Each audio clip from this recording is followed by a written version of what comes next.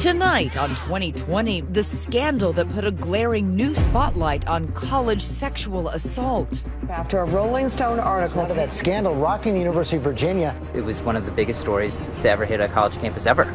That elite college, University of Virginia, an alleged frat house attack on a student known only as Jackie. She doesn't tell police, but she does tell the renowned Rolling Stone magazine. Is this the first we're finding out by reading a magazine? Really? Now, speaking only to 2020, the dean who says she was unfairly villainized. They made it look like I used the trust of young women to cover up rapes.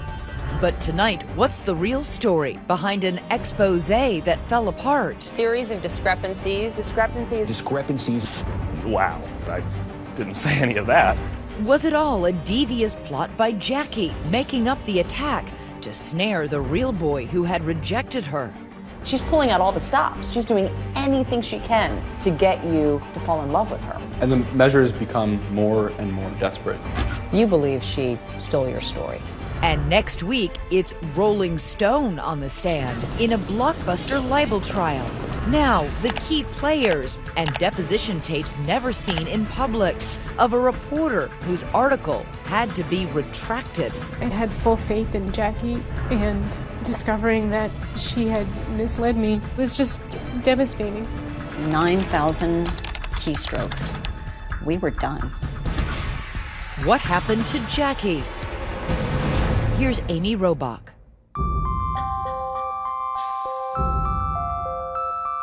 Welcome weekend at the University of Virginia, when 20,000 students descend on the small, idyllic southern city of Charlottesville. The campus grounds suddenly alive with wide-eyed first years and their families, steadying themselves for that first collegiate Instagram post and long hug goodbye.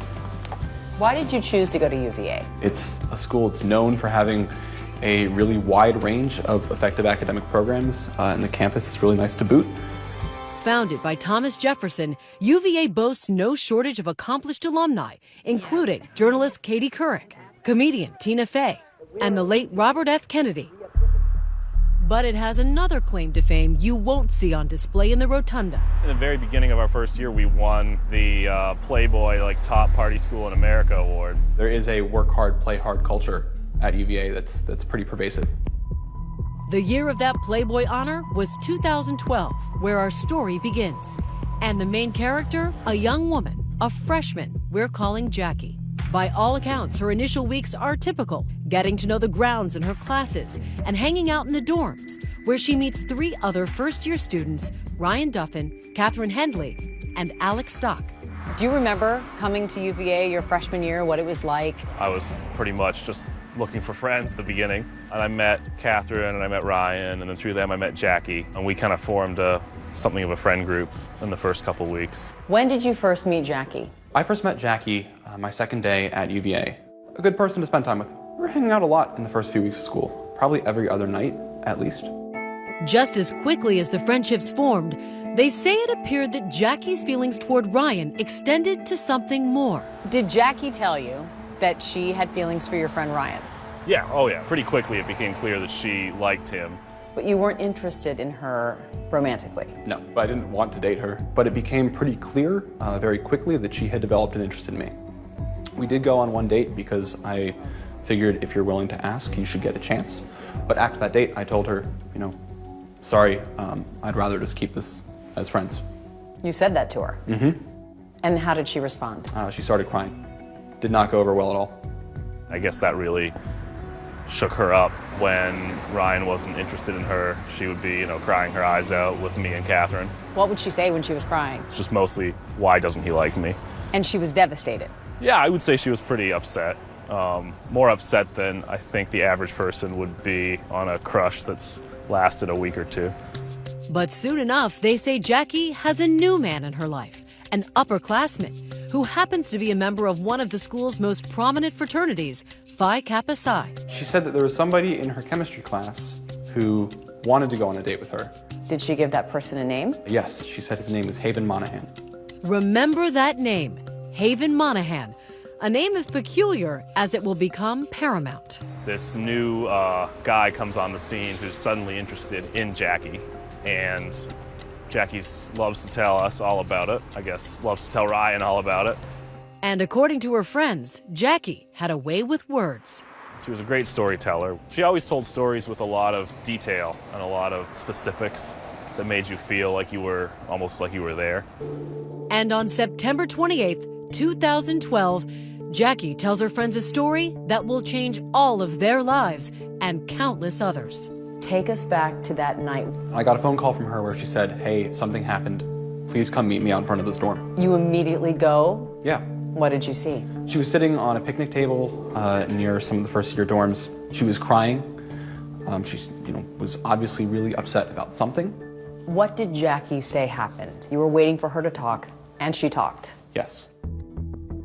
Ryan claims Jackie tells him she had a date that night with Haven, one that would end catastrophically. Haven parked his car out in front of his fraternity house and said he had to run inside to grab something. He asked Jackie if she wanted to come along. She said yes, and she said that once they got up to his bedroom, there were 5 other men waiting in the bedroom, and Haven forced Jackie to perform oral sex on those 5 men. What was your response? The first thing I wanted to do was go to the police about it. Jackie didn't want to. Why? Because she didn't want to have to sit down in a police station and continually go over it detail by detail. So I called Alex and Catherine. And Ryan's right in front of that dorm with Jackie, and he's given me a call and said something terrible has happened to Jackie, and you need to get here right away.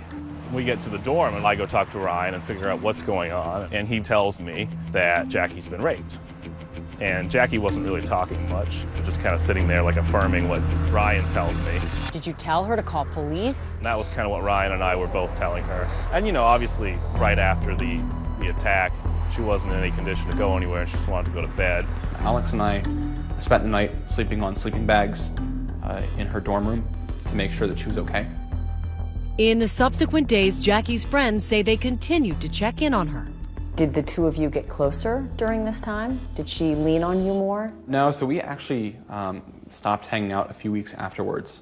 Why? And it wasn't because of the assault. It was because, yet again, she still would ask me why I was not willing to date her.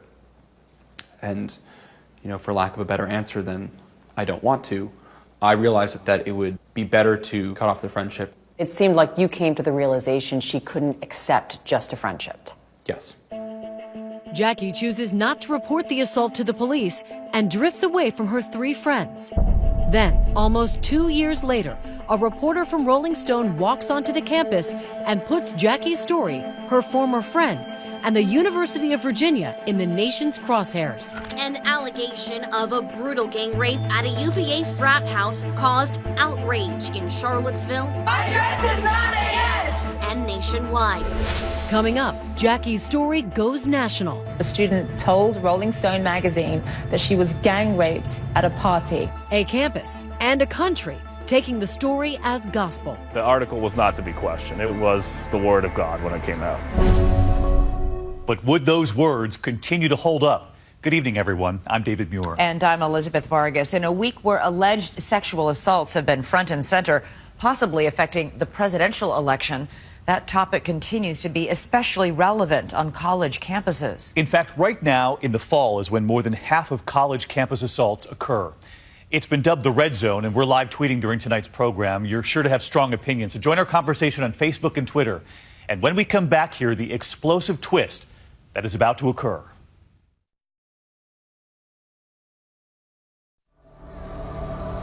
Two years have passed since the alleged attack on a first-year student in this stately fraternity house on UVA's Greek Row. It's November 2014, and just days before students head out for Thanksgiving, they're blindsided by an incendiary 9,000-word expose in Rolling Stone titled "A Rape on Campus." I remember that morning I woke up and I remember reading on social media, there's this article that's come out, bombshell article. You have to read it. Rolling Stone article. Out of that scandal rocking the University of Virginia. The timing couldn't be worse. The school, seemingly cursed, reeling from the high-profile murders of student-athlete Yardley Love. The University of Virginia student murdered by her former boyfriend. And that same fall, the disappearance and murder of co-ed Hannah Graham. Searchers in Virginia stumbled across what they now believe are Graham's remains. It's not the usual kind of atmosphere on campus. There was something amiss. Now the explosive Rolling Stone story. But this account sounds even worse, more lurid and dramatic than the version her friends recall hearing. Jackie's date takes her to a raucous frat party at Phi Kappa Psi. She takes his hand as he ushers her into a bedroom. The door closes behind them, the room pitch black inside. A body barrels into her, tripping her backward, crashing through a low glass table. She hears someone say, "Grab its expletive leg," and that's when Jackie knows she is going to be raped. 3 hours of sheer agony as she says 7 men took turns raping her. Jackie runs shoeless out of the frat house, face beaten, her red dress spattered with blood. She runs into the arms of 3 friends, but instead of going to the police, there's a heated debate. One friend warning she's gonna be the girl who cried rape and will never be allowed into any frat party again. While the article contains rich detail about the night in question, the reporter says Jackie declined to identify her attackers by name. The journalist who broke the story for Rolling Stone, Sabrina Rubin Erdely. The Rolling Stone reporter, Sabrina Rubin Erdely, becomes a rock star in her own right. A seasoned journalist with numerous sexual assault stories to her portfolio. I met a young woman named Jackie. She becomes a sought-after talk show guest, hammering the UVA administration for what she says was indifference to Jackie's claims. She went to the administration and told them that she had been gang raped, and the administration did nothing about it. In fact, in the article, Jackie claims she told the administration about 2 other rape allegations at that same fraternity, but says no action was taken. Not only was there no investigation, but the campus also, the administration apparently decided that there was no reason to warn the rest of the campus that there had been multiple allegations of gang rape against a fraternity that continued to hold parties every weekend. And another lightning strike in the article? Jackie once asked Associate Dean of Students Nicola Ramo why UVA's rape stats were hard to find. She says the dean answered, because nobody wants to send their daughter to the rape school. It was my sense that the University of Virginia was just stonewalling and not allowing Jackie to get help. If Jackie sounded credible to anyone, it was this woman. My attack happened 5 weeks into my college career. I was 17. Liz Securo was another young freshman when she says she was gang raped at the same Phi Kappa Psi house at UVA in 1984. I just remember this young man, I was clearly impaired, locked me in a room and cut the lights. You were screaming. I was screaming, and I thought, I'm going to die here. But Securo survived and ultimately turned in her attacker. William Beebe pleaded guilty to aggravated sexual battery, making her a hero to sex assault survivors. You wrote a memoir about your experience. How well known is the Liz Securo story on campus? My book is in the library, it's in the Women's Center. There was a book tour, it was national, so it's very well known. So Liz Securo was only too willing to participate in that Rolling Stone article, concerned that history was possibly repeating itself. You were obviously struck by the similarities of Jackie's story to your story. How so? What specifically? Well, the house, first of all, and I think Sabrina probably thought, oh my God, is this some sort of sick tradition? Know who else was wondering? The federal government. One of the reasons Rolling Stone was interested in UVA is because at that time, it was one of 85 schools under investigation for allegedly mishandling sexual assault complaints. UVA was not providing prompt or equitable responses to sexual assault victims who chose to report. When the article comes, there is a torrent of reaction. Shock, not just at Jackie's horrific attack, but also at the way the university handled her case. Dina Ramo, the public face of the scandal, becomes public enemy #1. As protesters replace partygoers on UVA's Greek Road. What do we want? An end to rape! Phi Kappa Psi house is defaced, a brick thrown through its window. UVA Center for Rape Studies spray painted across its exterior. I Stand With Jackie hashtags trend nationwide. UVA President Teresa Sullivan holds a press conference. We have a problem, and we're going to get after it. Suspending Greek life and calling for Charlottesville police to investigate the heinous crime. It was something I had to struggle with. Did we know this? Did anyone tell us this? Is this the first we're finding out by reading a magazine? Really?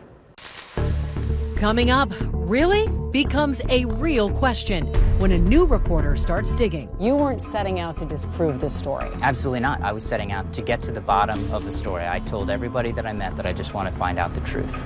Turns out the truth would become a moving target, but not before the dean becomes a pariah, fearful she may be the next target of violence.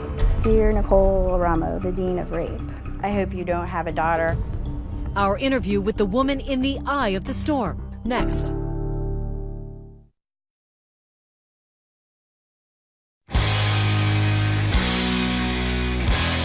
For 49 years, it's been considered the encyclopedia of rock.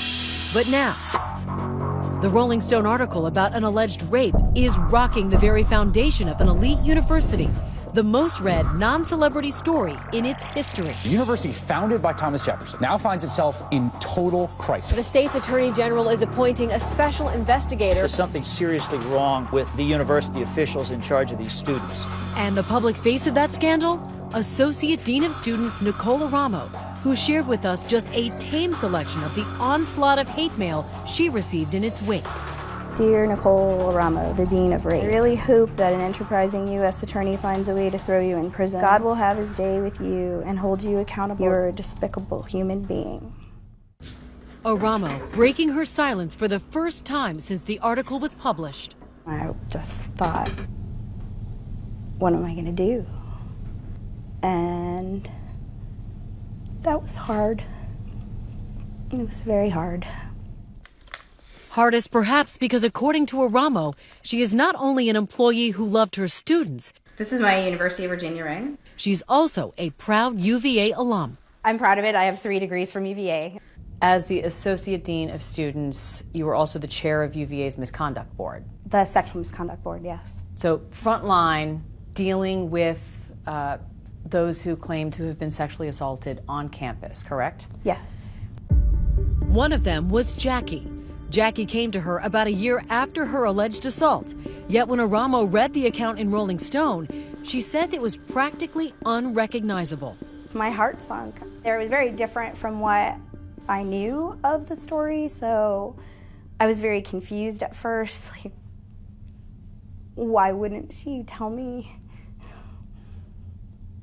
You know, why would she provide all this information and not provide it to me and let me help her? So that was kind of my first reaction.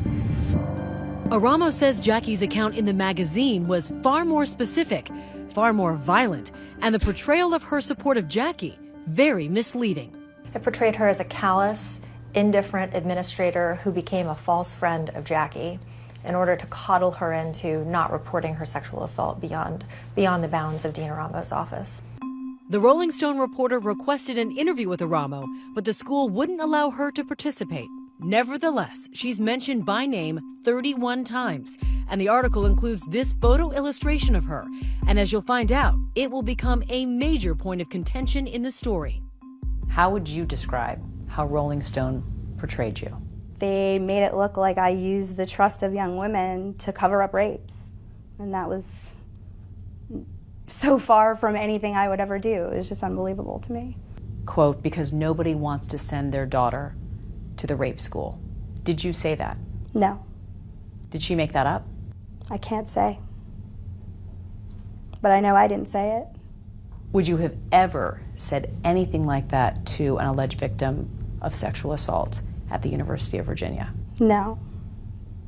Ramo says despite her issues with the accuracy of the article, her hands were tied due to privacy laws. I can't speak to the specifics of my interactions with students. You couldn't defend yourself? No, there was nothing I could do to speak to what I knew wasn't accurate, and that was really difficult. You were scared?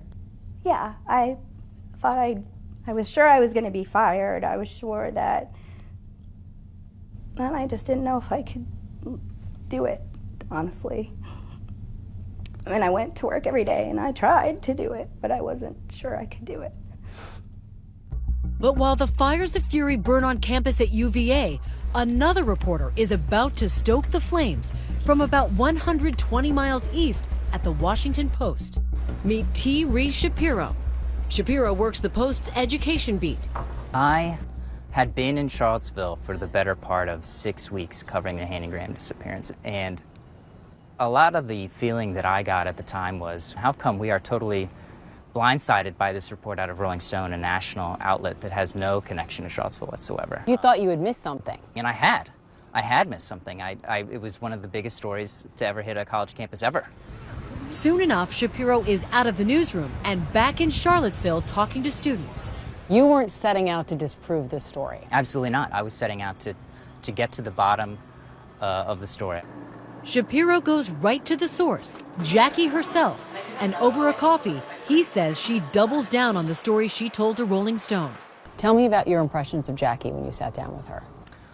Extremely intelligent, composed, sort of gently mannered. She came up to me and introduced herself and said, "Oh, hey, I'm Jackie." And she wasn't afraid to be in public either. At that point, everybody, it seemed, in the nation knew her name and knew of her story. And she didn't shy away from me. She didn't also shy away from any question that I asked her. Was she detailed? Very detailed, absolutely. And I went to my editor and I said, well, you know, I've spoken with her and I feel like we have a really good interview here. And he appropriately said, well, now it's our turn to get to the truth of the matter too, and that we need to find the people who allegedly assaulted her. On campus, Shapiro can't find those alleged attackers, but who he does find brings the kind of breakthrough seasoned reporters bank on. The three friends that Jackie had met in the immediate aftermath of that, they weren't hiding. They were happy to speak with me. In fact, those three friends might have been happy to talk to Rolling Stone too, but they didn't. Why? Jackie answered for them, telling the magazine they declined. Sabrina asked Jackie to reach out to me. Jackie told Sabrina that I had said no.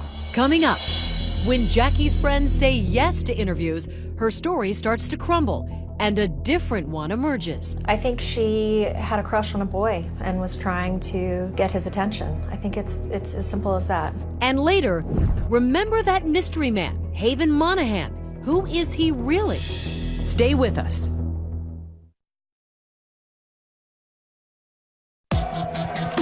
After hours in Charlottesville, frat life back in full swing, but back on campus. Two stories have emerged in the alleged rape of a college co-ed, the one on the record in Rolling Stone, and the one that's just starting to circulate that it's maybe all a lie. Series of discrepancies. The fraternity says no party happened the night in question. There was no social event at the house. During the weekend of September 28th, the accuser said she attended and was raped. Reporter Sabrina Rubin Erdely gets on the phone with Jackie, asking her again to give her the name of the ringleader of her attack. Jackie gives her one, but wavers on the spelling. It's a red flag for Erdely after she can't find anyone matching that name, and another unsettling call with Jackie, she fires off this ominous email to her editors. The subject line? Our worst nightmare. Jackie isn't credible. We have to issue a retraction. Within hours, they post an editor's note online acknowledging mistakes in the reporting process. For the first time on this story, the vaunted magazine is backtracking. They turn to the Columbia Journalism School to conduct an independent review. Meanwhile, Columbia University finishing up a review that they're doing on Rolling Stone. But that other reporter, the Washington Post's T. Reese Shapiro, had already begun his own reporting, starting with Jackie's three friends now under the microscope. Their version of her story was very different than the one that appeared in Rolling Stone. Totally different. Those friends? Two of them you met earlier, Alex and Ryan. Named Andy and Randall in the article, they say they were portrayed as cold-hearted when Jackie came to them in crisis. There were all these horrible quotes attributed to me about, you know, quit being a baby and we want to get into a fraternity, so stop whining. And I was thinking I didn't say any of that. That conversation never happened. We wanted her to, go to authorities. Sabrina did reach out to you after the article was published. Yes. Sabrina called me with one question. She wanted to know if Jackie had ever actually asked me to be a part of the initial reporting. She had not. If you had spoken with Rolling Stone before the story was published, what would you have told them? I would have told them the story as I was told it by Jackie, a version of the story inconsistent with what was published in the article. One of those inconsistencies, in the version they heard, there were 5 alleged attackers, not 7, and the ringleader of the assault had a name, Haven Monahan. She named her attacker as Haven Monahan. Yes. Haven Monahan. Remember, he was supposedly Jackie's date the night in question. Ryan says Jackie told him she was nervous about dating an upperclassman, so she asked Ryan to vet him. You had been texting him, trying to find out his character on Jackie's behalf. But in those texts, obtained by 2020, Haven seems frustrated because Jackie is clearly smitten with someone else. Get this, she likes some other first-year guy.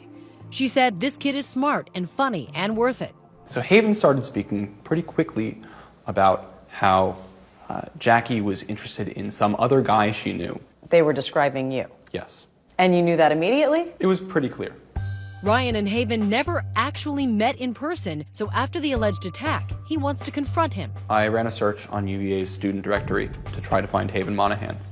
No results. From what I could turn up, there was no student at UVA named Haven Monahan. Guess who else figured that out? The Charlottesville police, who now say Jackie isn't cooperating with its investigation. So that was an obstacle for us. Leading Police Chief Tim Longo to make this blockbuster announcement. That act that was described was not consistent with the facts and circumstances as they were described in the article in Rolling Stone magazine. I don't believe what was depicted in that article took place. Did something happen? I don't know. So what about that Rolling Stone article? In April 2015, the Columbia Journalism Review weighs in and determines the story was, quote, a journalistic failure that was avoidable. It was the product of failed methodology. 5 months after publication, Rolling Stone takes down its story. Seeking to clear her name and restore her reputation, Dean Nicola Ramo files a $7.85 million lawsuit against Rolling Stone and that reporter, Sabrina Rubin Erdely.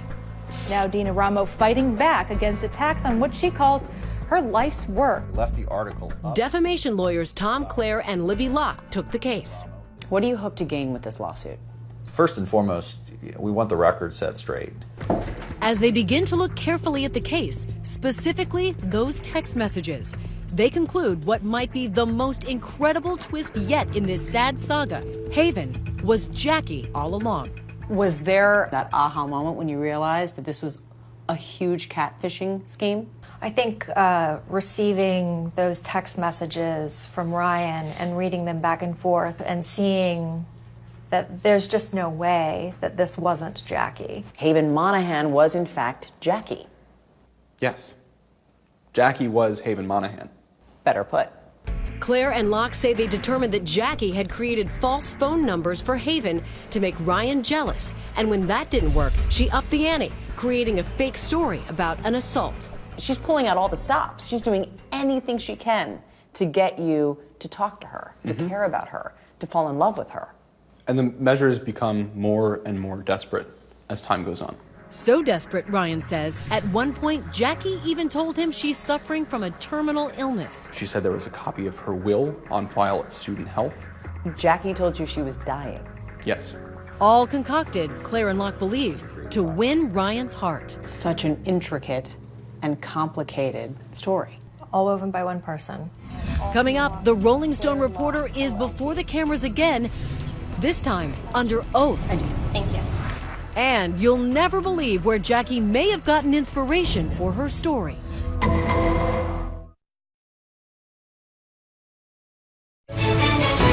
2020 continues with more of What Happened to Jackie. They're the most recognizable 2 notes in all of crime drama. But Dina Ramos' defamation lawyers say this scene should ring familiar too. The rape victim in that SVU episode, as she's being attacked, the perpetrators say, "Grab her legs, man, come on, grab her legs." And that's the same thing that Jackie alleges that she heard one of her attackers say. Libby Locke and Tom Clare say Jackie perpetrated an elaborate hoax. Her story really a series of composites plucked from pop culture. Look at this. a love letter written about Ryan. Ryan's great, actually. I mean, he's smart, he's attractive, he's funny, he's a scaredy cat. If you creep up behind him, he'll jump right out of his skin.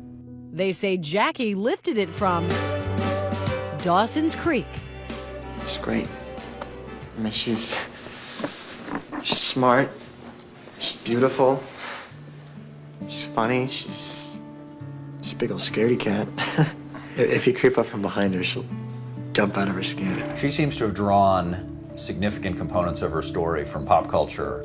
But remember Liz Securo, the survivor of a sexual assault in 1984? She thinks Jackie drew inspiration from at least one nonfiction story, hers. You believe she stole your story? Yeah, absolutely, 100%.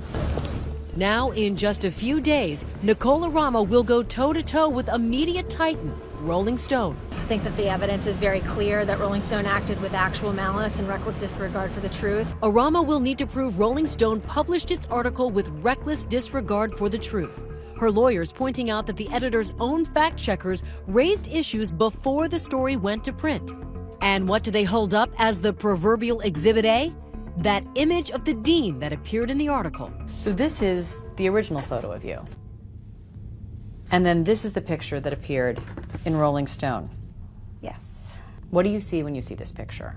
My husband and I call it the devil picture because I look evil. It looks like I'm completely indifferent to this young woman crying in my office, which is complete mischaracterization of the type of person that I am. Rolling Stone called it a photo illustration, but it turns out even their own fact-checker flagged it, asking, too mean? We don't have to look any further than what the fact checker at Rolling Stone first thought when she saw that illustration. Is this too mean? And that was her initial reaction. 2020 requested an interview with Sabrina Rubin Erdely. She declined. But we have her on tape nevertheless. In this never-before-seen deposition tape from this past spring, we are hearing from Erdely for the first time being questioned under oath by Aramo's lawyers. Ms. Erdely, do you believe that Jackie was actually gang raped, knowing what you know now? I have no way of knowing. Do you have any belief whatsoever as to whether she was or was not gang raped? I couldn't possibly speculate. It never occurred to me that Jackie was fabricating a story. Jackie told you that she was raped by 7 men, isn't that correct? Yes. Did that cause any red flags in your mind? No, I knew prior to publication that Jackie had originally, when she originally talked about her assaults, she had talked about it as being an oral assault by 5 different men. But she had told her, and that's something that she told her roommate, Rachel. But Rachel told me that as Jackie became more comfortable with the details of her assault, she came forward with the truth, which was that it had actually been 7 men and a vaginal assault. She proved to be credible in so many different ways. She was able to furnish me with a lot of different pieces of evidence to back up what she was saying. And here is Erdely's response to why she didn't speak with Ryan Duffin before the article came out. What steps did you take to verify that Mr. Duffin actually wasn't willing to speak with you, other than having Jackie tell you so? Jackie at that point was I took her as a very credible source, and I took her at her word that that he did not want to speak. But the decision to trust Jackie in the first place is evidently a painful one. Why do these questions upset you? Because it brings me back to the time after I realized, you know, I had full faith in Jackie and in her story, and discovering that that she had misled me or had omitted information, it was just devastating. While Rolling Stone admits they made mistakes, they defend their portrayal of the UVA administration, pointing to the results of that federal investigation into how the university handled sexual assaults.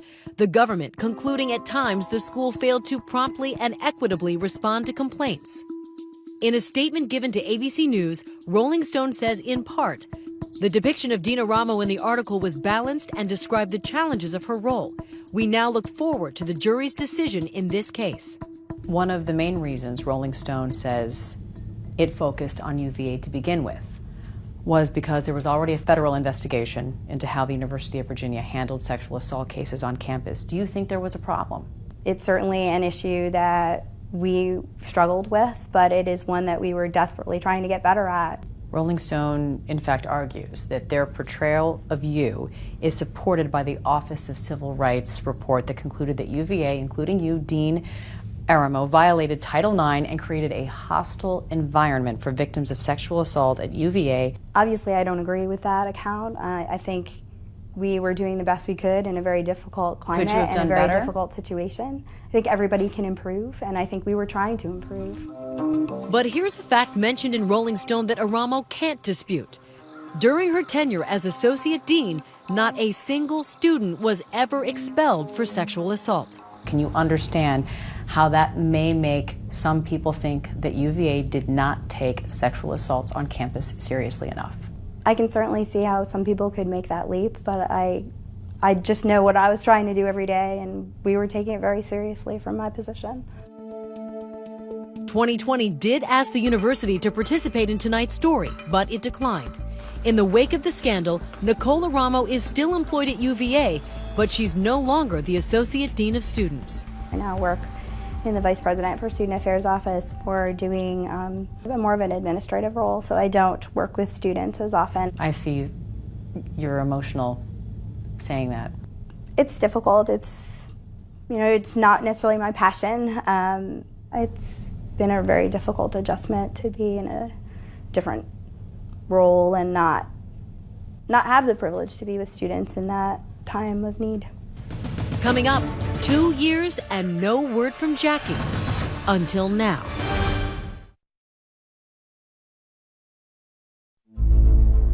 Under the watchful gaze of founder Thomas Jefferson, UVA students abide by an honor code, pledging never to lie, cheat, or steal. But no amount of truth-seeking thus far has yielded an answer to the central question: what, if anything, happened to Jackie? We asked, but she didn't respond to our request for an interview. Was there any question in your mind that Jackie had been sexually assaulted? I absolutely believed it.